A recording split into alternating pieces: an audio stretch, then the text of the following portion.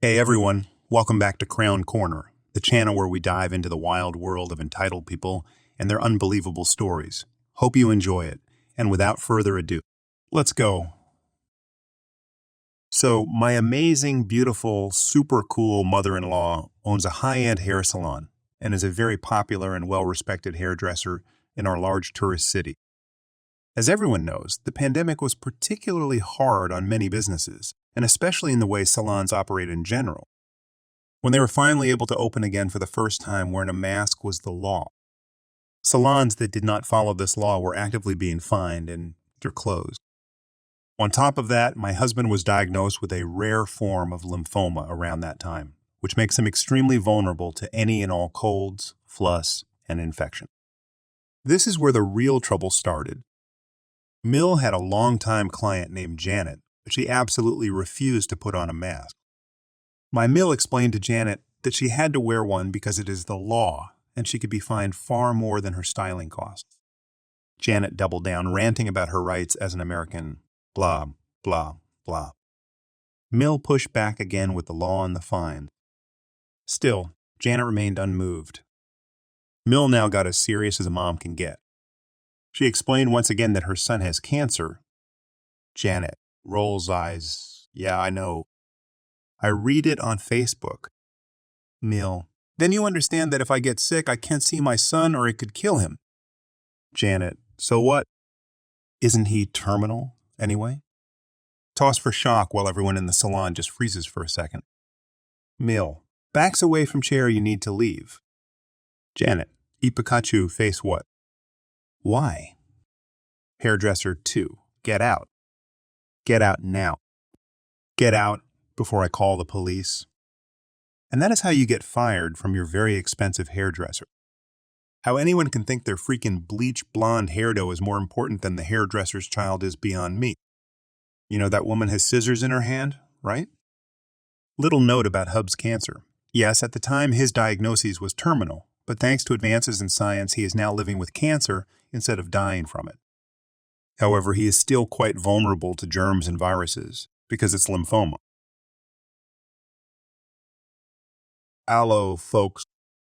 It has been a very, very long time since I've made a post, as life has been overall quiet, minus this one event that happened over the last 16 or so months. I'm not giving specifics as this would be easy to look up, and I do not want to dox myself or anyone else involved. During a family vacation, myself, mid-30s male, wife, late 20s female, girlfriend, late 20s female, my in-laws, mid-60s MEF, brother-in-law, mid-30s male, and his wife, early 30s male, and his wife, early 30s female, had been on the road in a 3-car convoy, headed to a beach town that also hosts a racetrack. The as regular drift events, which is a huge hobby of my wife, GF, and I, as well as my brother-in-law, though he's relatively new to the sport. After about 9 or 10 hours on the road, we decided to hop off the highway and grab dinner at a Ma and Pa diner, which was absolutely lovely.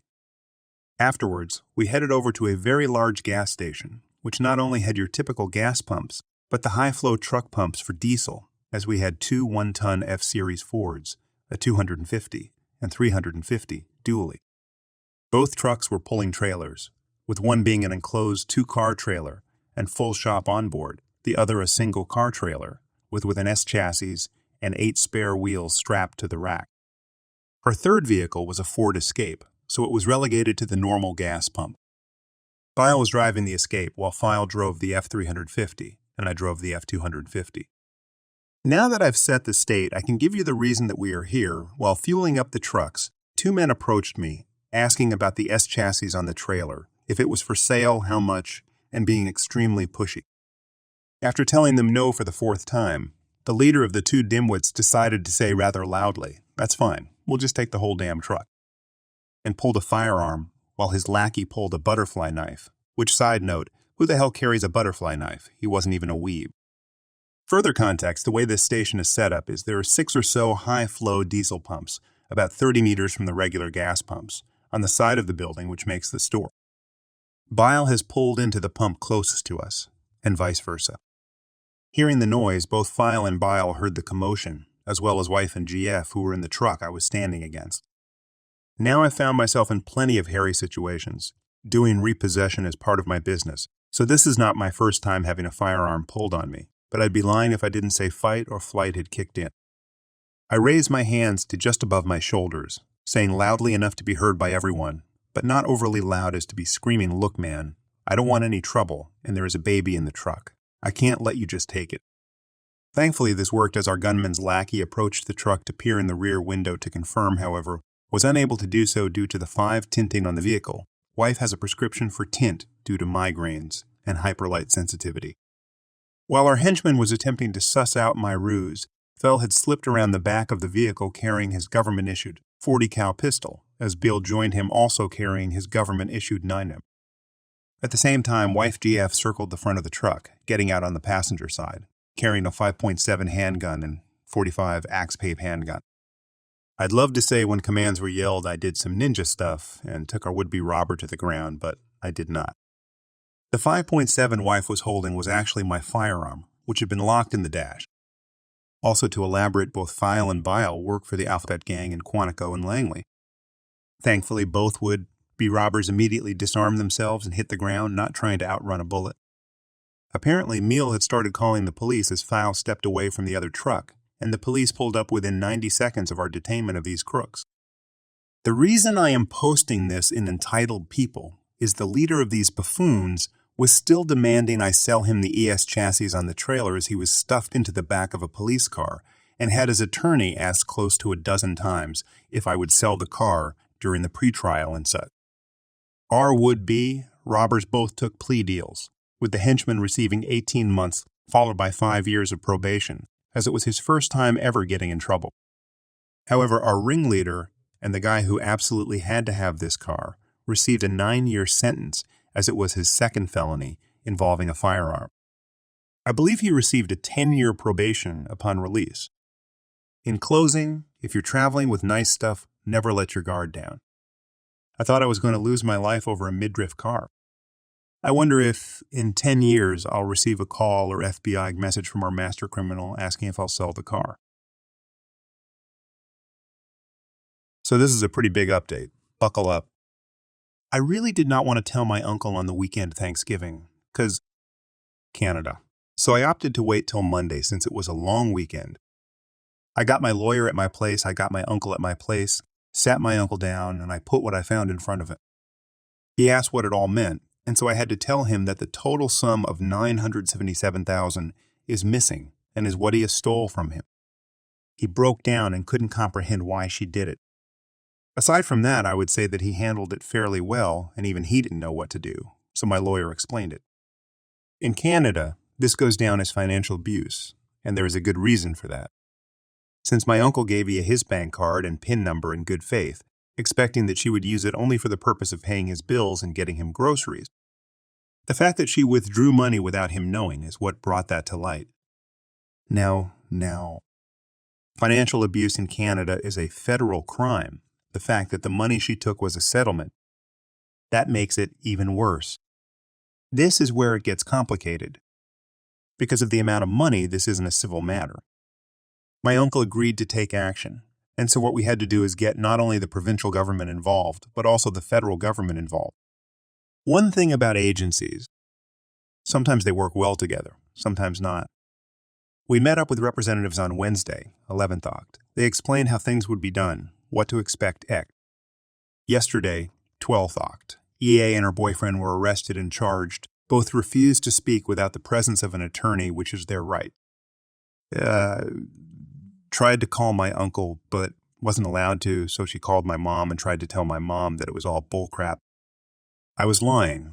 My uncle was lying. She took care of my uncle. He never paid for the house. She never took anything. Went into detail as to how much of a burden I was on the family, etc.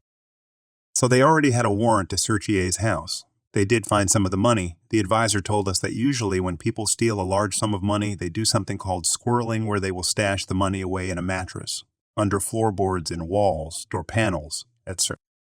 In this case, they found upwards of $87,000 stashed in airplane carry, on bags so far. At this time, keep in mind that they are still searching, but in order to do certain things, such as cut holes in floors and walls. They do need different warrants for that. All of Aya's bank accounts have been frozen. They have people looking into every single transfer and transaction she ever made. They also flagged my cousin's bank accounts and her grandchildren's accounts, pretty much anyone that got money from her. Their accounting for the last 5 years is going to be gone through with a fine-tooth comb and a microscope.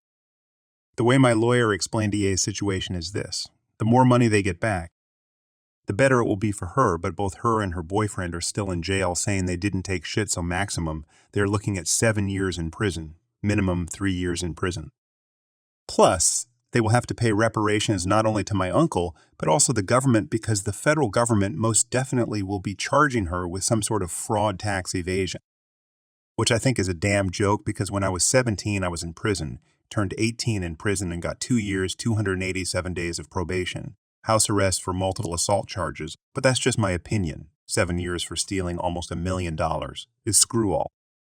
I did make a statement detailing how this whole situation came about and how I found what I found so that it will be used in court, but at this point, this is where my involvement ends. My uncle is doing okay. He is doing a few home improvement projects, making shelves act. So I told him that if he wanted to use my shop, he could, and he has taken me up on that offer, which is good because it keeps his mind off of the whole situation. And I've also noticed that he also doesn't drink as long as he is busy. I will try to keep this updated as best I can, but at this point, it really is just a waiting game. EA's side of the family is, of course, defending her, so once again I have become public enemy number one. But my mom, uncles, and especially my great aunt are not in her corner this time around. So for the end of this, I just wanted to go through a little bit of a timeline just for a bit of a recap, and it will also fill in some holes. So 2018 was when my uncle had his accident. From 2018 to 2020 is when EA had access to his banking information. 2020 is when EA had also kicked my uncle out of the house he was renting from her in a written rent-to-own agreement at the same time. EA had also sold her house in the small town I grew up in, which was 3 times larger than and in a much better area than the house she was renting to my uncle is. After that took place, they didn't speak to each other for almost 2 years. Fast forward to 2023, my uncle wanted me to go over his funds just to get a head start and see if he could get any more money on his 2023 tax return.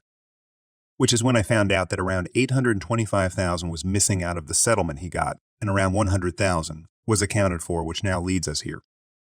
My final thoughts on the situation: I honestly do think that EA did plan this from start to finish, from selling her house to kicking my uncle out, simply because she just wanted to take more, and that was the only way she saw where she could take more, and that left my uncle damn near homeless. Do I wish it happened this way? I don't, but I also think at the same time this needed to happen. Hopefully now EA will actually begin to understand what kind of harm materialism brings you all because of the fabricated perception of status it brings some people. Final update. So this one might be short or long, I'm not very sure. Either way, buckle up because you are in for one heck of a ride. So I want to start off by saying that every single charge against EA has been dropped, and that was because of both my mother and my uncle asking that of the courts. My uncle has recovered over half of the money that was stolen as AI was doing what is known as squirreling, which is when people take money in large cash withdrawals and then hide it somewhere in the house. In EA's case, it was in airplane luggage bags. Everyone spoke of karma and well. Let's just say I got a little more than she bargained for when it comes to karma. So as it stands right now, court proceedings have concluded. There are things I can and cannot say, but I did get the okay from my uncle and my mom to disclose a few things. Yeah, I was diagnosed with stage 3 lung cancer. Further testing was done, and just last week the diagnosis was upgraded to stage 4 lung cancer, adenocarcinoma. She's been given 7 months to live without treatment, but she's opted for treatment. If the treatment works and the cancer goes into remission, then she will be fine so long as the cancer doesn't come back, but after hearing the fact that it's in her lymphatic system and all through her lungs, I am by no means optimistic. I have seen way too many friends and family pass away from cancer that wasn't even in its advanced stages, not to mention the treatment itself is the dangerous part. For the most part, everything between my mom, uncle, and aunt has been forgiven. Myself, I can't exactly forgive 24 years of bad treatment, so I've just been staying away. With the cancer diagnosis, all of the formal charges were dropped, but EE is under some very serious probation and restrictions. What's going to happen from here? So, from here, whatever happens, honestly, is none of my concern, and I'm going to stay out of it. I recently reconnected with a childhood friend. Long story short, as we went to school together, but She was bullied bad. Hell, we were both bullied badly. I was out of school on a suspension for fighting, and because I wasn't there, she got hurt badly, so her parents pulled her out of school, then moved back to Japan. We're connected 5 or so months ago, and in 4 months I've probably gone out to Japan to visit her 4 times. She has been here 3 times and even spent Christmas with me. We are dating, and it's gotten to the point where I don't want to travel anymore cause. Damn, it's expensive. In May, I will be leaving Canada and moving to living in Japan. It will be a fresh start for me, and I'm doing it based on multiple reasons, one being the way homes and my business are taxed in Canada.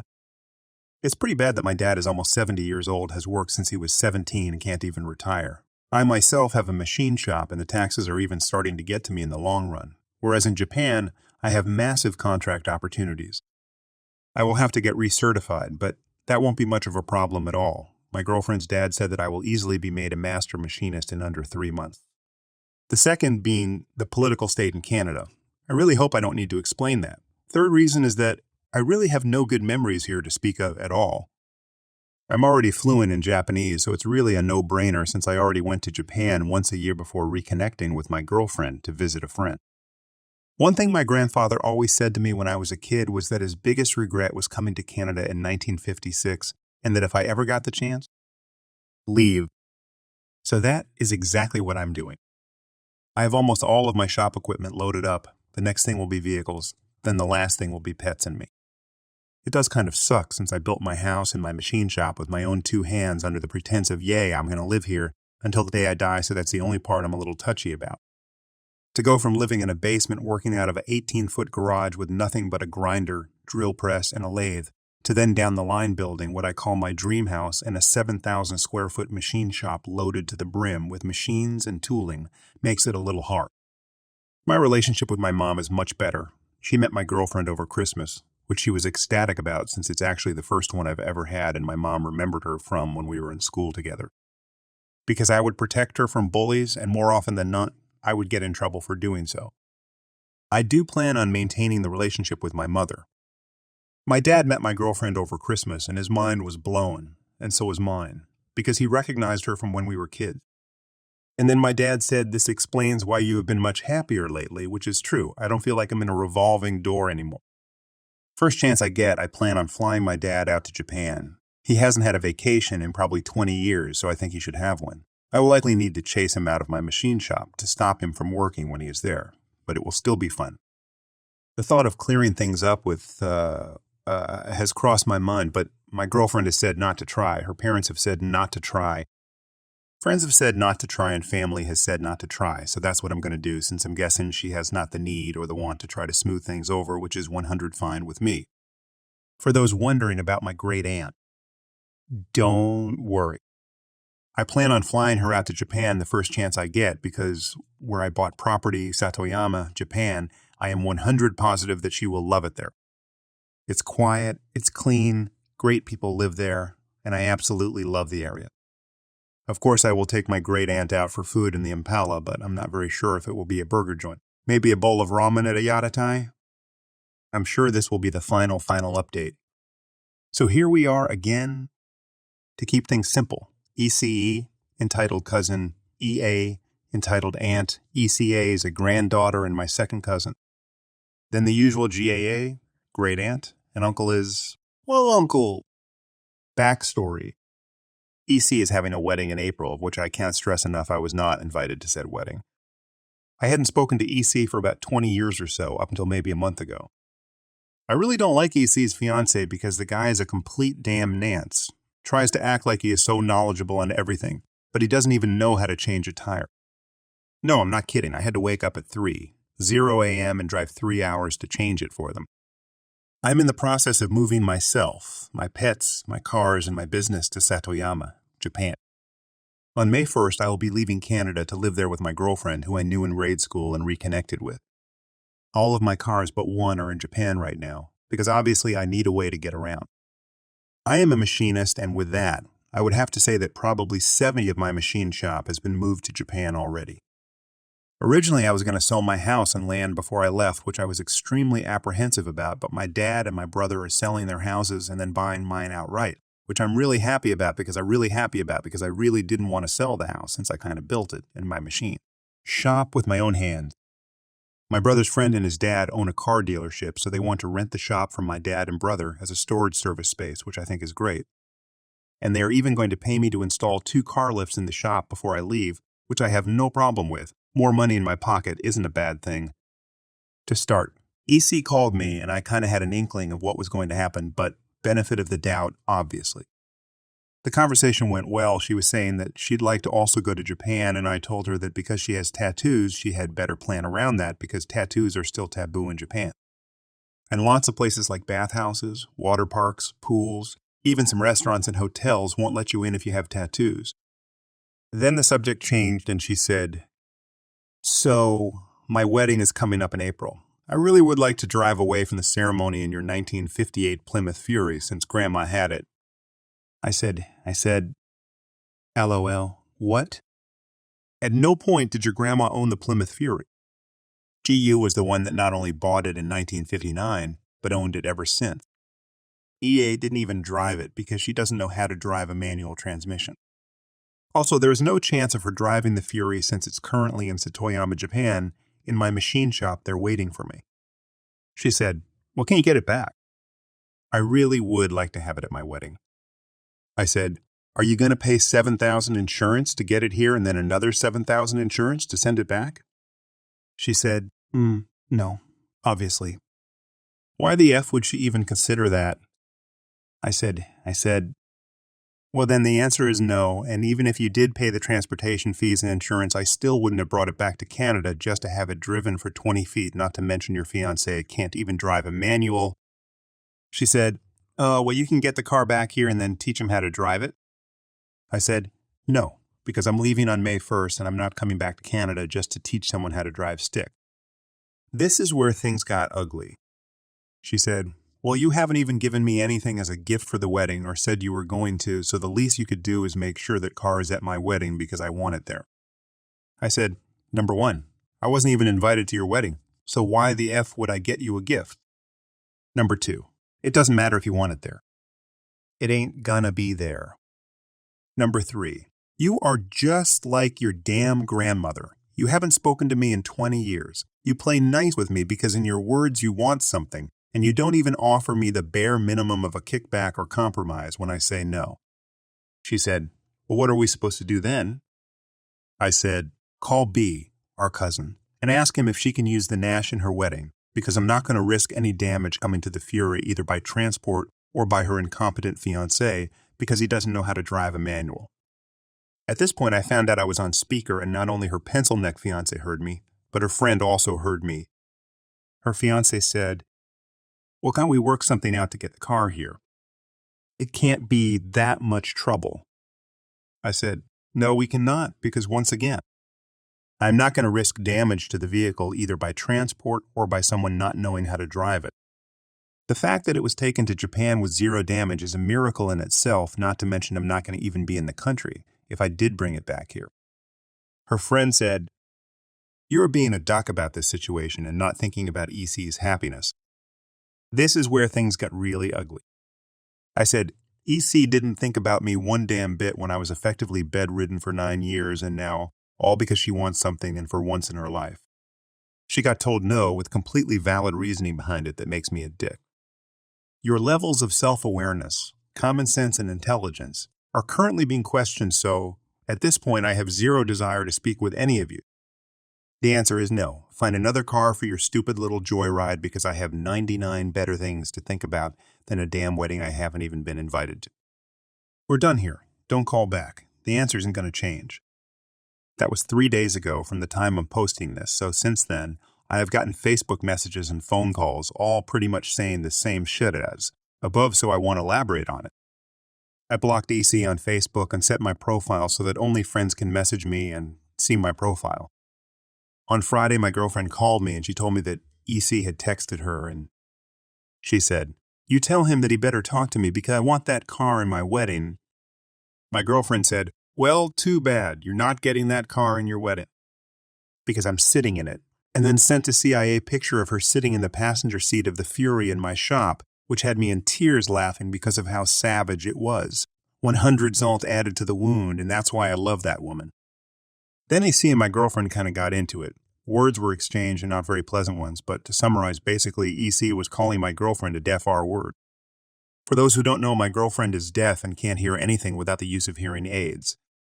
And my girlfriend called ECA clueless, entitled, greedy, trashy, spoiled little witch who is marrying a gay man for his money. So, yeah, like I said, not very pleasant. I told my great aunt about the whole situation, and even my great aunt said that she didn't want either of them even touching that car because EC's fiancée would likely burn up a clutch, but instead of calling him ET's fiancé, my great aunt calls him girl hands and then proceeded to tell me that when they were here visiting, my uncle and they went to help my great aunt with groceries and girl hands could barely lift a 50-pound box of cat litter. I also found out through GA that EC didn't even invite her to the wedding, or my brother, or my mother, or my uncle. My girlfriend's mom thinks that this was some kind of scheme to try to steal the car or convince me to gift it to them, which at this point really wouldn't surprise me. My uncle let me know that EAC was kicking herself because EC didn't know that my girlfriend also owns a business and we are planning on going to Seoul for a week in August for a vacation. So AC right away said that she regrets not inviting us, which obviously she regrets not inviting us because she thinks she could have gotten something out of us. I would have taken the same path as my uncle and just put a 1 coin in a resin block and given that to her as a wedding gift, or I would have gotten a Plymouth Fury frame and said, there you go. I bought you a car. It's a fixer-upper. AC is also now asking EA, her mom and girl hands, for a trip to Seoul. She's jealous, LOL. Blocking them all on Facebook and setting everything to friends only has actually worked quite well, might I add. So at this point, the plan is to just sit back and wait. I got a month and a half till I leave, and then only my mom, dad, and brother will have my phone number. I will be like a villain escaping from a hero via rope ladder, cackling as I leave. I don't really expect this to have an update, but if there's one, I will be sure to add it. Thank you for reading, and I hope you all have a good day evening. Enjoying the stories yet? If you do, please subscribe, like, and comment. A little backstory. I was on my way to meet my fiancé's parents for a get-together at their house. Little did I know that this journey would take an unexpected turn when I encountered a rather unpleasant individual. Cast: me, fiancé, Timothy. EM, entitled Motorist, Karen. Story: I called Timothy, who informed me about the upcoming get-together and suggested picking me up. However, I reassured him that I was perfectly capable of driving myself. Nevertheless, I had to exercise caution since I was 5 months pregnant, and maneuvering with a prominent baby bump felt a bit awkward. After gathering my belongings, I set off on my way, eagerly anticipating the opportunity to meet Timothy's parents, especially his mother with whom I shared a close bond. Little did I know that this seemingly ordinary journey was about to take a wild turn. As I drove, I began to experience those infamous pregnancy cravings. Deciding to satisfy my appetite, I made a quick stop at a nearby convenience store to grab a snack. Just as I was backing out and attending to the necessary tasks, I felt an unexpected jolt from behind.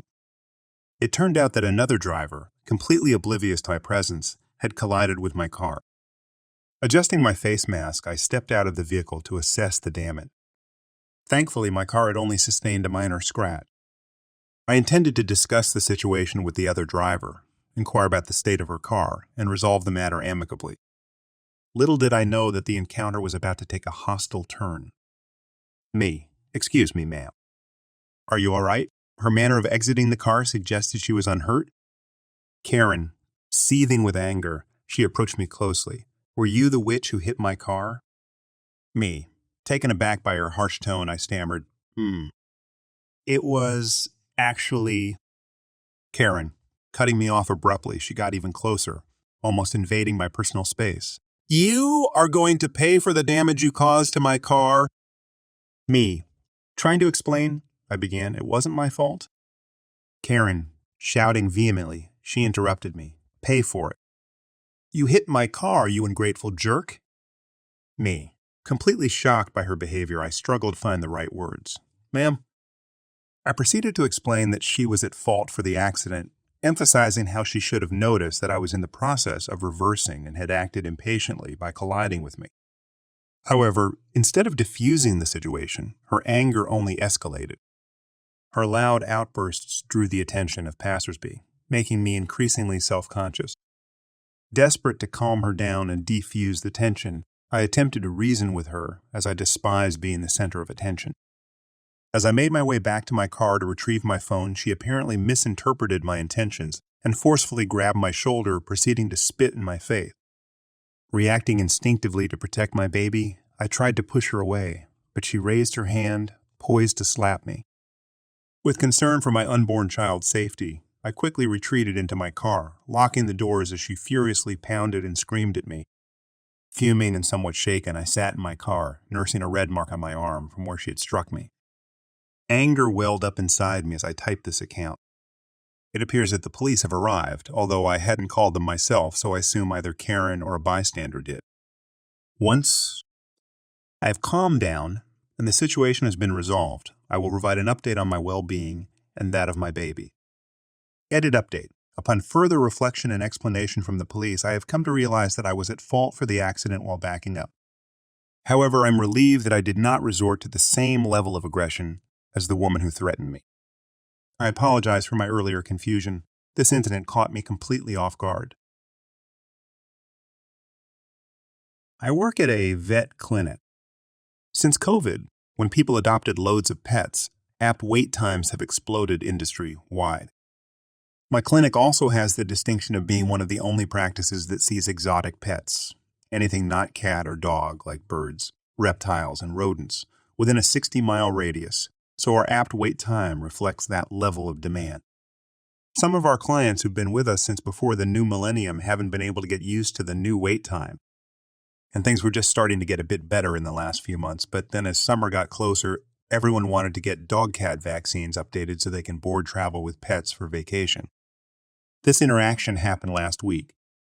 Me. Thank you for calling in clinic. How may I help you? Karen. I need to get my dog in for vaccines. I'm leaving the state next week and need the certificate to cross state line. Me. Looks up her account. Our vaccine apps are actually out about 3 weeks right now, but lucky for you, your dog also needs an annual exam with the doctor. Exam apps are only out a little over a week and we can do vaccines at the same time. What day are you leaving? K. Wednesday morning. Me. Oh, I don't have anything till Friday. K. It takes all of 3 seconds to inject my dog with the vaccine. Can't you just do it? Me. Ma'am, your dog does also need an annual checkup with the vet, which is a full physical that we legally have to do in order to administer vaccines. Also, we have a wait list right now for cancellations, so there's about 20 people all waiting for apps for simple injections. K. Are all those people going out of state on Wednesday? Me. Ma'am, we all have our own personal emergencies and needs and life stories. I can tell you most of the patients on our wait list are suffering horrible seasonal allergies and need a shot to stop scratching themselves bleeding. We just have limited time and staff to get everyone in. K. Does coworker still work there? Me. She does. She just got off. Shift right now. Coworker would not have pulled Karen any strings, which I knew, but she confirmed for me when I told her about it the next day. K. And what about name of someone who has ever worked here? Me. No one has ever been here by that name. K. No, I know it was name. She has reddish hair. Me. Ma'am, I'm the only redhead who works here. Do you mean my name? Which could be close to what she said if her memory was bad? K. No, definitely not. I just wanted to see how much turnover there had been since last time I was there. Oh well, put me on the cancellation list. I'm sure the other clinic will act like they actually want my business. Though, so don't be surprised if you get a request to transfer my records. Me knowing we never call wait list people unless they're on the schedule for a future app, but Kern's already hanging up. Okay, bye. We are consistently overbooked to the point of having to refer good clients who don't treat us like crap to emergency vets. We had to stop taking new clients for about 6 months. We're fine weeding out the Karens from our client roster.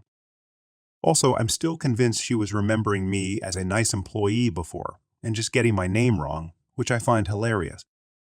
You're totally right, Karen. This place has definitely gone downhill ever since they replaced me with me.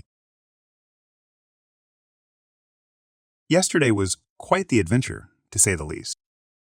I was on my way to an important meeting when my car decided it was the perfect time to start making those I'm about to give up on you noises.